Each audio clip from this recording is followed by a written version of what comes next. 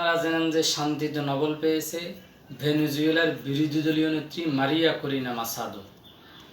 Nobel কমিটির chairman বলেছেন যে মাসাদো গণতন্ত্রের জন্য দীর্ঘ সংগ্রাম করেছেন, তিনি অস্ত্রের পরিবর্তে ব্যালট স্থাপন করার কাজ করে যাচ্ছেন, এই জন্য তাকে এই পুরস্কার দেওয়া হয়েছে।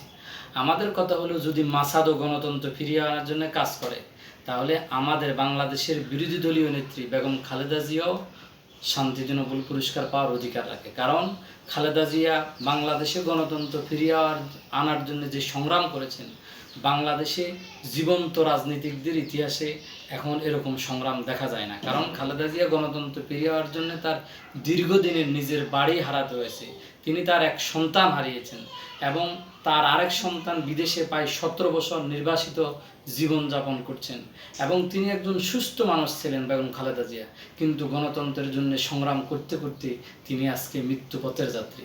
তো আমার মতে মাসাদো যদি নোবেল পায়, আমাদের বেগম খালেদা জিয়াও নোবেল পুরস্কার পাওয়ার অধিকার রাখে। এখন বেগম খালেদা জিয়া গণতন্ত্রের জন্য যে সংগ্রাম করেছেন, এই সংগ্রামটা বিশ্বের মাঝে পৌঁছিয়ে দেওয়ার কাজ বিএনপির। আমরা দুঃখজনকভাবে আমরা দেখতে পাচ্ছি বিএনপি সেই কাজটি করতে পারেনি। বিএনপির প্রতি আমাদের অনুরোধ যে খালেদা জিয়া গণতন্ত্রের জন্য যে সংগ্রাম করেছেন, এটি বিশ্বের দরবারে তুলে ধরা হোক, তাহলে হয়তো খালেদা জিয়া জীবিত থাকা অবস্থায় নোবেল পুরস্কার পেতেও পারেন।